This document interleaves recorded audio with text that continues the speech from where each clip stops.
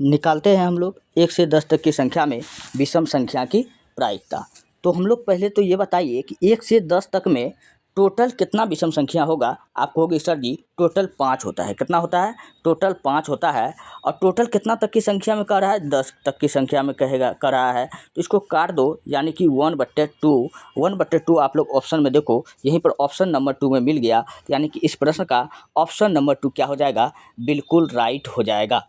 चलिए, तो अब जो मैं आपको बता रहा हूँ आप लोग ध्यान से सुनिए। यहाँ से प्रायिकता से काफ़ी ज़्यादा सवाल पूछा जाता है, वो एक्स्ट्रा मैं आपको बता रहा हूँ जो आपका एग्ज़ाम में पूछे जाने की संभावना है। तो चलिए, अगर क्वेश्चन आपसे पूछेगा सिक्का को फेंकने पर, एक सिक्का को फेंकने पर हेड या टेल आने की प्रायिकता क्या होगा? तो एक सिक्का को फेंकने पर हेड या टेल आने की प्रायिकता, हेड आएगा या नहीं तो टेल आएगा। अगर सिक्का को फेंका गया तो इसका प्रायिकता कितना हो जाएगा? 1/2 हो जाएगा। फिर क्वेश्चन कहेगा कि लूडो की पासा को फेंकने पर, आपने लूडो की पासा में 1 से 6 तक का अंक होता है ना, तो कहेगा कि 1 आने की प्रायिकता क्या होगा? तो 1/6। 2 आने का कह देगा तो 2/6, क्योंकि टोटल 6 ही अंक होता है। 3 आने का कहेगा तो 3/6। तो क्वेश्चन क्या पूछा जाता है कि लूडो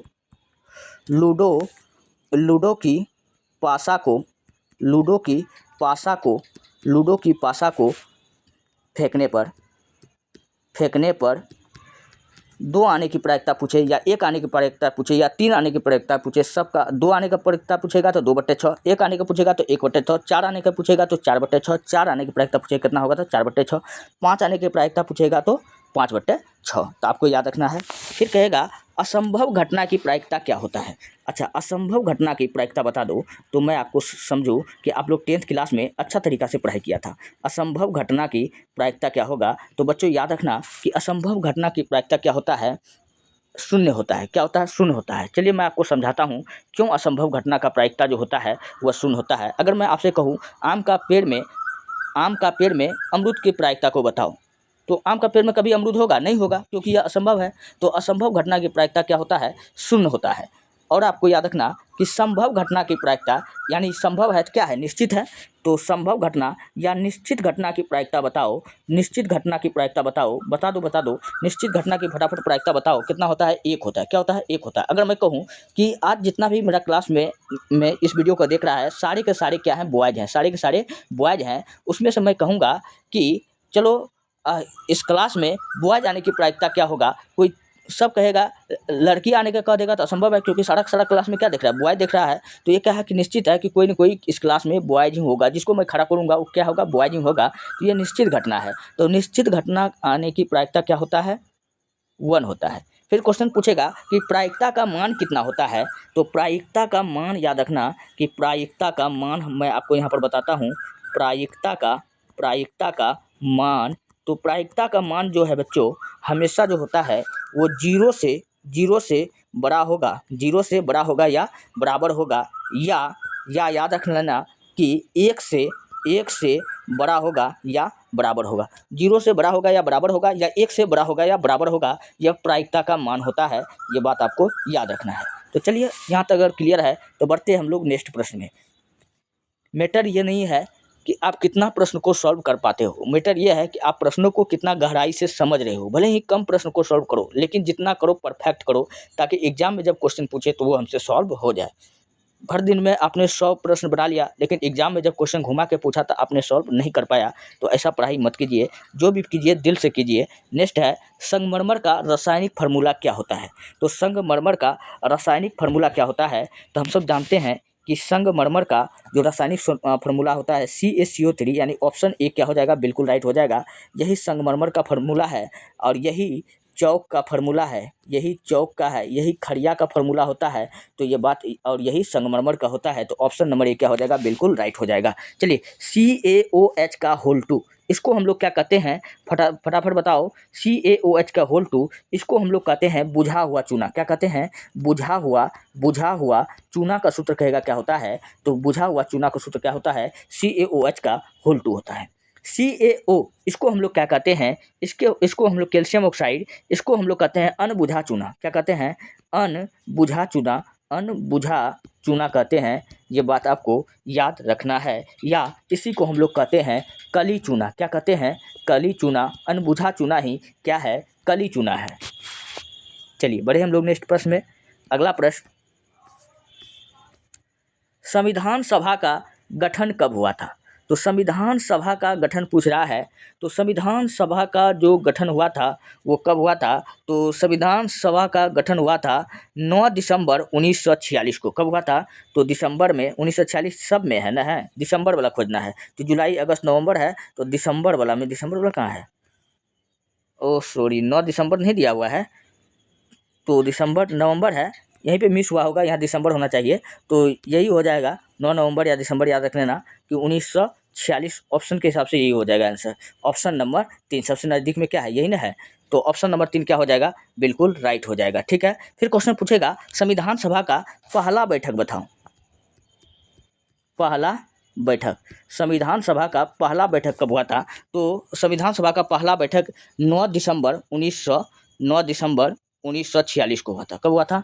9 दिसंबर 1946 को। गठन ही यही डेट को हुआ था, तो बैठक भी इसी डेट को होगा। और अंतिम बैठक बता दो तो, संविधान सभा का अंतिम बैठक संविधान सभा का कब हुआ था? अंतिम बैठक, तो अंतिम बैठक बता दो। तो अंतिम बैठक संविधान सभा का कब हुआ था? तो वो हुआ था 24 जनवरी 1950 को। कब हुआ था? 24 जनवरी 1950 को हुआ था। 24 नहीं, 27 जनवरी को हुआ था। कब हुआ था? 27 जनवरी 1950 को। इसमें थोड़ा सा डाउट लग रहा है, 24 था या 27 था, आप लोग देख लीजिएगा। ठीक है, अगर कहेगा कि संविधान सभा का कुल बैठक बताओ कितना बार हुआ था, ये बता दोगे तो मैं आपको समझ जाऊंगा कि संविधान सभा का कुल बैठक कितना हुआ था। तो संविधान सभा का जो बैठक होता था ना, एक दिन छोड़ करके एक दिन होता था। तो कुल बैठक आप देख लीजिए 46 से 50 4 साल हुआ था, तो कुल बैठक कितना हो जाएगा? 165 बार हुआ था। कितना बार हुआ था? 165 बार संविधान सभा का कुल बैठक हुआ था। और संविधान सभा को क्या दिया गया था? कार्य दिया था संविधान निर्माण करना। क्या कार्य दिया गया था? संविधान को, भारत के लिए संविधान का निर्माण करना। क्या था? संविधान का निर्माण करना। और इन्होंने क्या किया था? और संविधान पर कहेगा कि बहस कितना दिन तक चला था, तो संविधान सभा का कहेगा कि बहस कितना दिन चला था, तो बहस याद रखना कि टोटल 114 दिन चला था। तो 114 दिन क्या चला था? बहस चला था। और 114 दिन बहस चलने के बाद में और कुल बैठक 165 हो चुका था, और 114 दिन बहस चलने के बाद में फाइनली भारत के लिए एक संविधान का निर्माण हो गया था। संविधान बन चुका था। क्या बन चुका था? संविधान बन चुका था। हमको पता है कि संविधान बनने में कितना समय लग चुका था। समय बता दो, समय ये सबको पता होगा, कमेंट में आप लोग कर दीजिए। 2 वर्ष कितना लगा था, आप लोग कमेंट कर दीजिए। अच्छा, और संविधान सभा में खर्च कितना हुआ था? संविधान तो बन गया था, तो संविधान बनने में खर्च कितना हुआ था? तो 6 3 9 9 का क्यू 729, 6 बीच में लगा दो, 63,96,729 हो जाएगा, खर्च हुआ था। चलिए बढ़ते हैं नेक्स्ट अगले प्रश्न की ओर। अगला प्रश्न, फ्रांसीसी क्रांति कब हुई थी? तो फ्रांसीसी क्रांति कब हुआ था? तो फ्रांसीसी क्रांति जब हुआ था 1793 में हुआ था। कब हुआ था? 1793 में हुआ था। तो नहीं, फ्रांसीसी क्रांति 1789 में हुआ था। कब हुआ था? 1789 में हुआ था। और याद रखना कि फ्रांसीसी क्रांति 1789 में हुआ था। और एक्यूरेट अगर डेट पूछे तो 14 जुलाई 1789 को हुआ था। ठीक है, फ्रांसीसी क्रांति का नेता पूछेगा कौन था उस समय राजा कौन था, सम्राट कौन था? तो आपको याद रख लेना है कि इस समय लुई 16वां कौन था? लुई 16वां था। और लुई 16वां को क्या दिया गया था? फांसी दिया गया था। फांसी, जनता ने, यह निरंकुश शासक था, जनता ने इनको क्या कर दिया? फांसी दे दिया था लुई 16वां को, ये बात याद रखना। और फांसी कब दिया गया था? 1793 में। 1793 में जनता ने इसको उठा करके फांसी दे दिया, और इसके साथ इनकी पत्नी को भी। और लुई 16वां का याद रखना, एक कथन याद रखना, इसका कथन बड़ा इंपॉर्टेंट है, एग्जाम में पूछा जाता है। मैं ही राज्य हूँ, और मेरे शब्द ही कानून है, कहेगा कि यह कथन किसका है? तो लुई 16वां का है, ये बात याद रखना। चलिए बढ़ते हैं नेक्स्ट अगले प्रश्न की ओर। अगला प्रश्न है, भारत में गेहूं उत्पादन में बिहार का कौन सा स्थान है? तो गेहूं उत्पादन में बिहार का कौन सा स्थान है? चलिए हम लोग देखते हैं। भारत में गेहूं उत्पादन में फर्स्ट नंबर में गेहूं उत्पादन में भारत का कौन सा राज्य है? तो एक नंबर पर फर्स्ट में क्या है? यूपी है। यूपी है, और बिहार जो है ना हमारा तीसरा नंबर पे है। तो इस प्रश्न का ऑप्शन नंबर 2 क्या हो जाएगा, बिल्कुल राइट हो जाएगा। अच्छा, बिहार और किस चीज़ के उत्पादन में आगे है, तो याद रखना मखाना में बिहार क्या है, प्रथम है। तो बिहार जो है हमारा मखाना उत्पादन में क्या है, मखाना में नंबर 1 है। क्या है, नंबर 1 है, यानी प्रथम है। और बिहार जो है सब्जी उत्पादन में थर्ड नंबर पर है, तीसरे नंबर पर है। एक नंबर में कौन है, चाइना है। ठीक है, वर्ल्ड में कहेगा कि गेहूं उत्पादन में एक नंबर पे कौन है, तो वर्ल्ड में याद रखना कि विश्व में गेहूं उत्पादन में एक नंबर पर चीन है। क्या है, चीन जो है एक नंबर पर प्रथम है। ठीक है, और सेकेंड नंबर पर अपना भारत है। सेकेंड नंबर पर कौन है, अपना प्यारा भारत है। तो ये बात आपको याद रखना है। चलिए बढ़ते हैं नेक्स्ट प्रश्न की ओर। अगला प्रश्न है अगला प्रश्न है आईपीएल से, एकदम आसान प्रश्न है। आईपीएल 2024 के फाइनल में कोलकाता नाइट राइडर्स ने किसको हराया था? तो आईपीएल 2024 का जो विजेता टीम था कोलकाता था, इन्होंने सनराइजर्स हैदराबाद को हराया था। तो ऑप्शन नंबर 1 क्या हो जाएगा, बिल्कुल राइट हो जाएगा। अभी तो सनराइजर्स आईपीएल चल रहा है और सनराइजर्स का बड़ा बुरा हाल है। 2025 में पहला टीम बन चुका है जो आईपीएल से बाहर हो चुकी है। कौन, सनराइजर्स हैदराबाद। और चलिए हम लोग जानते हैं अब आईपीएल से संबंधित क्वेश्चन जो आपके एग्जाम में पूछे जाएंगे और पूछे जाने की संभावना है। आईपीएल, इसको हम लोग कहते हैं इंडियन प्रीमियर लीग। क्या कहते हैं, इंडियन प्रीमियर लीग। अगर कहेगा कि आईपीएल की शुरुआत कब हुआ था, तो आईपीएल का शुरुआत कहेगा 2008 में हुआ था। आईपीएल का शुरुआत कब हुआ था, शुरुआत जो हुआ था 2008 में हुआ था। 2008 याद रखना। और 2008 में जब शुरुआत हुआ था तो पहला विजेता हमको कौन मिला था, तो पहला विजेता कौन जीता था, तो पहला विजेता जो था उस समय राजस्थान था। कौन था, राजस्थान पहला आईपीएल टीम विजेता है। ये बात आपको याद रख लेना है। ठीक, फिर आप लोग बताओ कि 2007 का T20 वर्ल्ड कप किस देश जीता था? तो पहला T20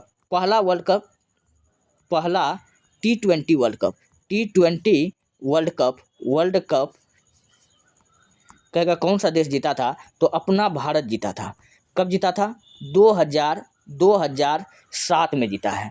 और 2007 में किसको हराकर जीता था, तो पाकिस्तान को हराकर जीता था। किसको हराकर जीते थे हम लोग, पाकिस्तान को हरा करके जीते थे। अच्छा, आईपीएल से एक प्रश्न और भी याद रखना, बड़ा इंपॉर्टेंट है कि सर्वाधिक बार आईपीएल जीतने वाला टीम, तो याद रखना कि चेन्नई और मुंबई इंडियंस है। कौन है, चेन्नई और एमआई है। कौन है, एमआई है। ये बात याद रखना, दोनों टीम है, दोनों 5 बार जीत चुका है। तो ये बात आपको याद रखना है। चेन्नई जो महेंद्र सिंह धोनी का है, एमआई जो रोहित शर्मा का है। चलिए बढ़ते हैं नेक्स्ट अगले प्रश्न की ओर। झरोखा दर्शन शुरू किया था, तो झरोखा दर्शन को कौन शुरू किया था?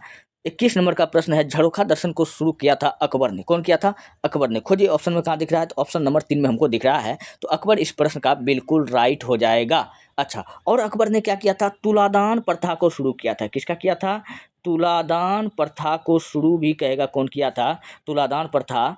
तो तुलादान अपने जन्मदिन के अवसर पर सोना चांदी को क्या करता था, तोलकर गरीबों में दान कर देता था। तुलादान प्रथा का भी शुरुआत कौन किया था, यही अकबर ने किया था। लेकिन अगर पूछ लेता कि तुलादान प्रथा का अंत कौन कर दिया था, तो इसका अंत जो कर दिया था, कौन कर दिया था, औरंगजेब। कौन कर दिया था, औरंगजेब ने इनका अंत कर दिया था तुलादान प्रथा का। ठीक है, और जो मैं आपको बताता हूँ आप लोग याद रख लीजिए। अब बलबन के बारे में दिया है, इन्होंने नवरोज त्यौहार मनाना शुरू कर दिया था। नवरोज त्यौहार कहेगा कौन मनाना स्टार्ट कर दिया था, तो बलबन ने कर दिया था। ठीक है, और शाहजहाँ के बारे में याद रखना कि शाहजहाँ के बारे में चहार तस्लीमा प्रथा ये कौन चलाया था, शाहजहाँ चलाया था, जिसमें क्या होता था, झुककर सलामी दिया जाता था। और इन्होंने सिजदा और पायबोस जो मुगल काल का प्रथा था, कौन था, सिजदा और पायबोस को समाप्त कर दिया। सीधा सिर झुकाकर कर किसी के सामने पेश होता था सिजदा, उसको क्या कहते हैं, सिजदा। और एक होता है पायबोस। इस प्रथा को क्या कर दिया, शाहजहाँ ने समाप्त कर दिया। और अकबर ने क्या किया था, जजिया कर को समाप्त कर दिया था। अकबर ने जजिया कर को क्या कर दिया था, समाप्त कर दिया था। और जजिया कर को पुनः लागू कौन कर दिया था, तो औरंगजेब ने कर दिया था। चलिए बढ़ते हैं नेक्स्ट अगले प्रश्न की ओर। अगला प्रश्न है राष्ट्रीय मतदाता दिवस कब मनाया जाता है? तो हम लोग जानते हैं कि 25 जनवरी को हम लोग मनाते हैं, क्योंकि 25 जनवरी 1950 को भारत निर्वाचन आयोग का गठन हुआ था। किसका हुआ था? निर्वाचन आयोग का गठन हुआ था। और इस दिन से प्रत्येक 25 जनवरी को हम लोग क्या मनाते हैं? राष्ट्रीय मतदाता दिवस मनाते हैं। तो इस प्रश्न का ऑप्शन नंबर ए क्या होगा? बिल्कुल राइट हो जाएगा। अच्छा, 12 जनवरी को हम लोग क्या मनाते हैं? युवा दिवस। क्या मनाते हैं? भारतीय युवा दिवस। तो युवा दिवस हम लोग विवेकानंद जी के की याद में बनाते हैं। हम लोग क्या मनाते हैं? युवा दिवस मनाते हैं। ठीक है। 9 जनवरी को हम लोग क्या मनाते हैं? भारतीय प्रवासी दिवस। तो प्रवासी दिवस कहेगा हम लोग कब मनाते हैं? 9 जनवरी को मनाते हैं। ये कब से मना रहे हैं? क्योंकि 9 जनवरी 1915 को महात्मा गांधी दक्षिण अफ्रीका से 23 वर्ष बाद भारत लौटा था। उस दिन से हम लोग क्या मनाते हैं? भारतीय राष्ट्रीय प्रवासी दिवस प्रत्येक वर्ष 9 जनवरी को मनाते हैं। ठीक है। फिर क्वेश्चन पूछा जाएगा कि 10 जनवरी को हम लोग क्या मनाते हैं? 10 जनवरी को 2 दिवस याद रख लेना। विश्व हिंदी दिवस। विश्व हिंदी दिवस। विश्व हिंदी दिवस हो गया। विश्व हिंदी दिवस हो गया। और हास्य दिवस ये हम लोग कब मनाते हैं? 10 जनवरी को मनाते हैं। तो दोनों हम लोग 10 जनवरी को मनाते हैं। अगर यहाँ तक समझ में आ चुका है दोस्तों, मैं आपको बता दूं, रोज क्लास का PDF आपका ITIHASKIDUNIYA 99 पे अपलोड हो जाता है, वहाँ से आप ले सकते हैं। और चलिए बढ़ते हैं नेक्स्ट प्रश्न की ओर। अगला प्रश्न आपके सामने में है, स्मृति मांधाना का संबंध किस खेल से है? अच्छा, स्मृति मांधाना का संबंध किससे है? तो स्मृति मांधाना का संबंध किससे है? क्रिकेट से है। तो ऑप्शन नंबर 1 क्या हो जाएगा? बिल्कुल राइट हो जाएगा। अच्छा, सर्वाधिक बार मैंने आपको बताया था कि IPL कौन जीता था? चेन्नई और MI दोनों 5-5 बार जीता है। RCB एको बार नहीं जीता है, ये बात आपको याद रखना है। लेकिन महिला RCB का टीम जीत चुकी है और पिछले वर्ष ही जीती है महिला RCB का टीम, ये बात आपको याद रखना। क्वेश्चन ये भी पूछ सकता है, इसलिए मैंने आपको बताया। चलिए बढ़ते नेक्स्ट। अगला प्रश्न आपके सामने में है, विद्युत विभव मापा जाता है। तो विद्युत विभव को हम लोग किससे मापते हैं? तो विद्युत विभव को हम लोग वोल्ट मीटर से मापते हैं। तो ऑप्शन नंबर 4 क्या होगा? बिल्कुल राइट हो जाएगा। चलिए, बैरोमीटर से हम लोग क्या मापते हैं? तो बैरोमीटर के बारे में मैं आपको यहाँ पर जानकारी दूँ। चलिए, मैं यहाँ पर बैरोमीटर के बारे में मैं आपको जानकारी देता हूँ। बैरोमीटर के बारे में बड़ा शानदार प्रश्न है, यहाँ से बहुत पूछा जाता है। बैरोमीटर, तो बैरोमीटर का कहेगा कि कांटा अचानक से ऊपर चला जाए, अचानक से पहले जानिए कि नीचे आ जाए। क्या आ जाए? नीचे आ जाए तो क्या होगा? अगर बैरोमीटर का कांटा अचानक से नीचे गिर जाए तो आंधी तूफान के साथ वर्षा का संकेत होगा। क्या होगा? नीचे आने पर क्या होता है? आंधी प्लस तूफान प्लस वर्षा का संकेत मिलेगा। फिर कहेगा कि बैरोमीटर का कांटा धीरे धीरे गिरने पर, बैरोमीटर का कांटा धीरे धीरे गिरने पर क्या होगा? तो धीरे धीरे गिरने पर केवल बारिश का संकेत मिलेगा। क्या मिलेगा? केवल बारिश का संकेत मिलेगा, केवल बारिश आएगा। ठीक। अगर कहेगा कि बैरोमीटर का कांटा धीरे धीरे ऊपर जाने पर, धीरे धीरे अगर ऊपर जा रहा है तो कोई दिक्कत नहीं, धीरे धीरे कोई काम होता है तो अच्छा होता है। धीरे धीरे बोल कोई सुन ना ले, हाँ, धीरे धीरे कोई काम होता है तो अच्छा होता है। तो धीरे धीरे अगर ऊपर जाने लगता है तो क्या होता है कि मौसम साफ होता है। क्या होता है? धीरे धीरे ऊपर जाने पर मौसम साफ होता है। मौसम साफ कब होता है? ऊपर जाने पर। तो इतना सारा प्रश्न आपको याद रखना है। अच्छा, आमीटर से हम लोग क्या होता है? विद्युत धारा मापते हैं। क्या मापते हैं? विद्युत धारा। कोई लोग ऐसा भी है जो विद्युत धारा को हम लोग एम्पियर में मापते हैं। हाँ दोस्तों, एम्पियर में मापते हैं, लेकिन एम्पियर में हम लोग किस युक्ति से मापते हैं?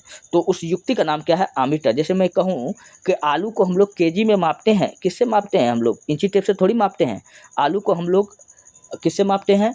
तो हम लोग तराजू से मापते हैं। उसी प्रकार विद्युत धारा को जिस युक्ति से हम मापते हैं उसको क्या कहते हैं? आमीटर। आमीटर किस में मापता है? एम्पियर में मापता है। तो ये बात आपको याद रखना है। चलिए बढ़ते हैं नेक्स्ट अगले प्रश्न की ओर।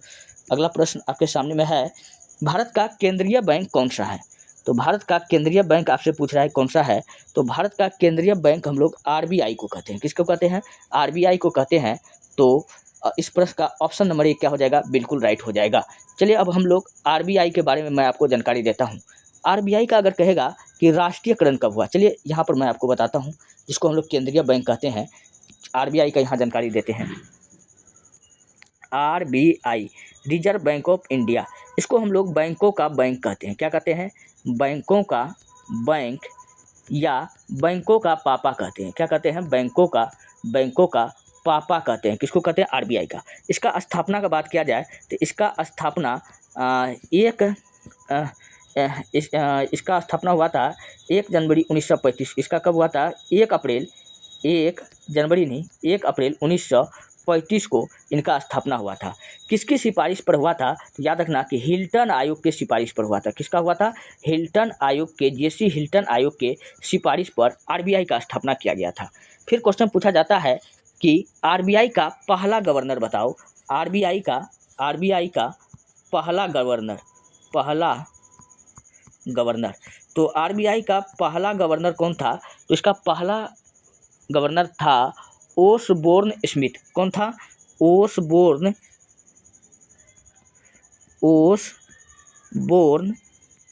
स्मिथ। यह आरबीआई का पहला गवर्नर था। ठीक। फिर क्वेश्चन पूछेगा कि आरबीआई का मुख्यालय कहाँ है? आरबीआई का मुख्यालय कहाँ है? तो आरबीआई का मुख्यालय मुंबई में है। कहाँ है? मुंबई में आरबीआई का मुख्यालय यानी हेडक्वार्टर है। फिर क्वेश्चन पूछेगा कि आरबीआई के लोगो में किसका चिन्ह है? आरबीआई के लोगो में बताओ किसका चिन्ह है? तो लोगो में, आरबीआई के लोगो में चिन्ह किसका है?